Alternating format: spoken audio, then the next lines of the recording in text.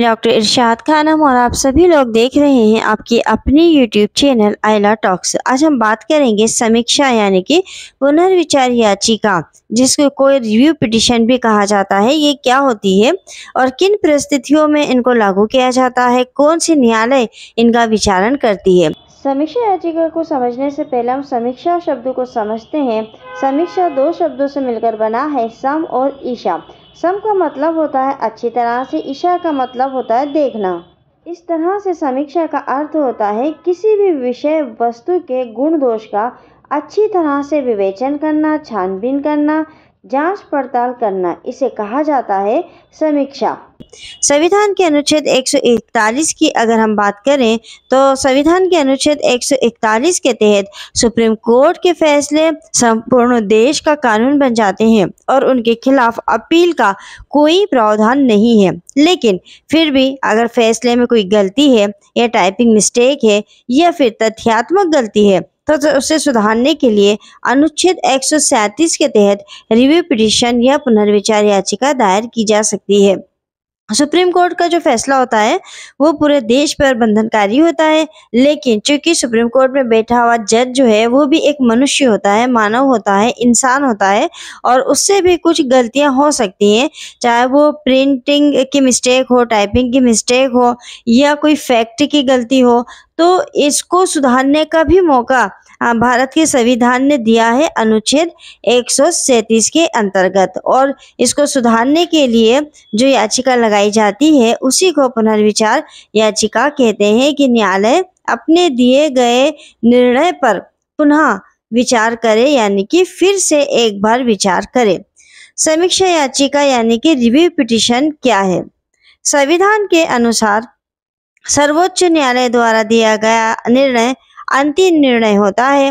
हालांकि अनुच्छेद 137 के तहत सर्वोच्च न्यायालय को किसी भी निर्णय या आदेश की समीक्षा करने की शक्ति प्राप्त होती है।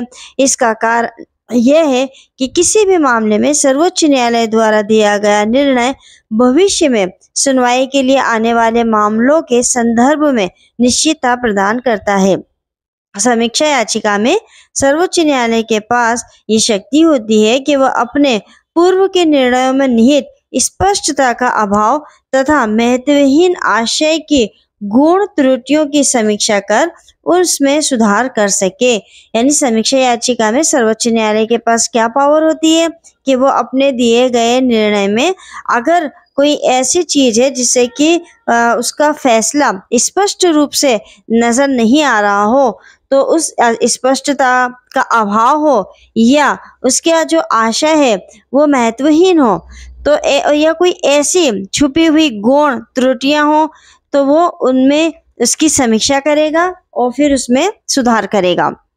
पेटेंट जो त्रुटि है वो क्या क्या हो सकती है सुप्रीम कोर्ट के निर्णय में? एक त्रुटि जो स्वयं स्पष्ट है, अर्थात जिसे किसी भी जटिल तर्क या तर्क की लंबी प्रक्रिया में शामिल किए बिना प्रदर्शित किया जा सकता है। जैसे वर्ष 1975 की अगर हम बात करें तो उसके एक फैसले में तत्कालीन न्यायमूर्ति कृष्ण अय्यर ने कहा था कि एक समीक्षा याचिका को तभी स्वीकार किया जा सकता है जब न्यायालय द्वारा दिए गए किसी निर्णय में भयावह चूक या अस्पष्टता जैसी स्थिति उत्पन्न हुई हो। सर्वोच्च न्यायालय द्वारा समीक्षाओं को स्वीकार करना दुर्लभ होता है। इसका जीवंत उदाहरण जो है साबरी माता और राफेल मामले में देखने को मिलता है। पिछले वर्ष सर्वोच्च न्यायालय ने केंद्र सरकार की याचिका पर मार्च 2018 के फैसले की समीक्षा करने की अनुमति दी थी, जिसने अनुसूचित जाति और अनुसूचित जनजाति अत्याचार निवारण अधिनियम को कमजोर कर दिया था। अब प्रश्न ये उठता है कि किस आधार पर याचिकाकर्ता सर्वोच्च न्यायालय के फैसले की समीक्षा की मांग कर सकता है? वर्ष 2013 में सर्वोच्च न्यायालय ने अपने निर्णय की समीक्षा करने के 3 आधार स्पष्ट किए थे। पहला, नए और महत्वपूर्ण साक्ष्यों की खोज जिन्हें पूर्व की सुनवाई के दौरान शामिल नहीं किया गया था। दूसरा, दस्तावेजों में अगर कोई त्रुटि हो या कोई अस्पष्टता रही हो तब कर सकता है। तीसरा, कोई अन्य पर्याप्त कारण अर्थात ऐसे कारण जो अन्य दो आधारों के अनुरूप हो, यानी जो आधार हमने अभी बताए हैं कि कोई महत्वपूर्ण साक्ष्य की खोज करनी हो, कोई मिस्टेक हो गई हो, कोई अस्पष्ट दस्तावेज लग गया हो, इसके मिलता जुलता अगर कोई अन्य पर्याप्त कारण हो तो आप पुनर्विचार याचिका को लगा सकते हैं। फैसले की गलतियों को वही बेंच समझ सकती है जिसने फैसला दिया है, इसलिए नियम और परंपरा के अनुसार फैसला देने वाली बेंच ही रिव्यू पर सुनवाई करती है। अगर फैसला देने वाली बेंच का कोई जज रिटायर हो जाए तो उनकी जगह नए जज को शामिल किया जाता है। समीक्षा याचिका कौन दायर कर सकता है? दंड प्रक्रिया संहिता, जो अब भारतीय नागरिक सुरक्षा संहिता 2023 हो गया है, और उच्चतम न्यायालय के नियमों के अनुसार कोई भी व्यक्ति जो फैसले से असंतुष्ट है समीक्षा याचिका दायर कर सकता है, भले ही वह उक्त मामले में पक्षकार हो अथवा न हो। कोई भी व्यक्ति रिव्यू पिटीशन दायर कर सकता है, लेकिन कानून का गलत इस्तेमाल करने वालों के खिलाफ कोर्ट उस पर जुर्माना भी लगा सकती है। न्यायालय प्रत्येक समीक्षा याचिका पर विचार नहीं करता है। यह न्यायालय समीक्षा याचिका को तभी अनुमति देता है जब समीक्षा करने का कोई महत्वपूर्ण आधार दिखता हो।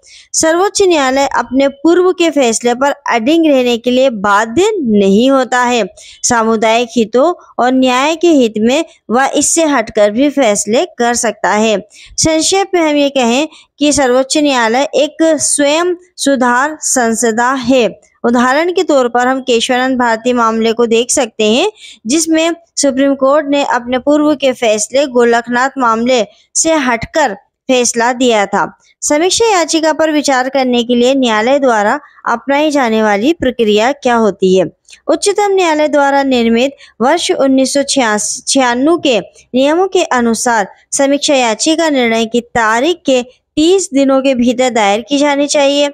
कुछ परिस्थितियों में न्यायालय समीक्षा याचिका दायर करने में देरी को माफी कर सकती है यदि याचिकाकर्ता देरी के उचित कारणों को न्यायालय के सम्मुख प्रदर्शित करे। न्यायालय के नियमों के मुताबिक वकीलों की मौखिक दलीलों के बिना याचिकाओं की समीक्षा की जाएगी, यानी वहाँ वकील जो है किसी भी प्रकार की कोई दलील नहीं देगा। अपने चेंबर में बैठकर न्यायाधीश फाइल को देखेंगे और अपने निर्णय को देंगे।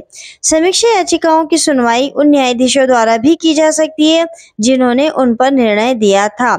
यदि कोई न्यायाधीश सेवानिवृत्त या अनुपस्थित होता है तो वरिष्ठता को ध्यान में रखते हुए प्रतिस्थापन किया जा सकता है। सुप्रीम कोर्ट के नियमों के अनुसार अगर हम माने तो कह सकते हैं कि फैसला आने के 30 दिन के भीतर आपको रिव्यू पिटीशन दाखिल करनी है, लेकिन सुप्रीम कोर्ट कुछ विशेष परिस्थितियों में 30 दिन बाद दाखिल हुई रिव्यू पिटीशन पर भी विचार कर सकता है। हालांकि आपको देर से दाखिल करने का कारण बताना जरूरी होगा और इसके साथ ही रिव्यू पिटीशन पर एडवोकेट ऑन रिकॉर्ड का सर्टिफिकेट भी होना जरूरी होगा। इसका एक अपवाद भी है कि जब न्यायालय मौखिक सुनवाई की अनुमति देता है। जब हमने कहा है कि न्यायालय जो है रिव्यू पिटीशन में वकील को मौखिक सुनवाई की अनुमति नहीं देता है, लेकिन इसका एक अपवाद भी है। वर्ष 2014 की अगर हम बात करें तो एक मामले में उच्चतम न्यायालय ने कहा था कि मृत्युदंड के सभी मामलों की समीक्षा याचिकाओं पर सुनवाई 3 न्यायाधीशों के बेंच द्वारा खुली अदालत में की जाएगी, यानी वहां पर वकील जो है वो मौखिक रूप से बहस करेगा। यदि समीक्षा याचिका असफल हो जाए तो उस कंडीशन में क्या होगा? यदि सर्वोच्च न्यायालय द्वारा समीक्षा याचिका को खारिज कर दिया जाता है तो भी सर्वोच्च न्यायालय से दोबारा समीक्षा करने का अनुरोध किया जा सकता है। इस प्रकार की याचिका को आरोग्यकर सुधारात्मक याचिका अर्थात क्यूरेटिव पिटीशन कहा जाता है। रूपा हुर्रा बनाम अशोक हुर्रा मामले में सर्वोच्च न्यायालय ने पहली बार सुधारात्मक याचिका शब्दावली का प्रयोग किया था। सुधारात्मक याचिका को सर्वोच्च न्यायालय में अनुच्छेद 142 के अंतर्गत दाखिल किया जाता है। तो ये जो आज का हमारा वीडियो था, ये समीक्षा यानी कि पुनर्विचार याचिका रिव्यू पिटीशन पर एक महत्वपूर्ण वीडियो था, जो कॉन्स्टिट्यूशन के साथ साथ लॉ के विद्यार्थी और कंपटीशन की तैयारी करने वाले स्टूडेंट्स के लिए काफ़ी महत्वपूर्ण वीडियो है। वीडियो अगर आपको पसंद आया हो तो आप लाइक करिए, कमेंट्स करिए और शेयर करिए। मिलेंगे अगले वीडियो में एक नए विषय के साथ। तब तक के लिए शुक्रिया, धन्यवाद।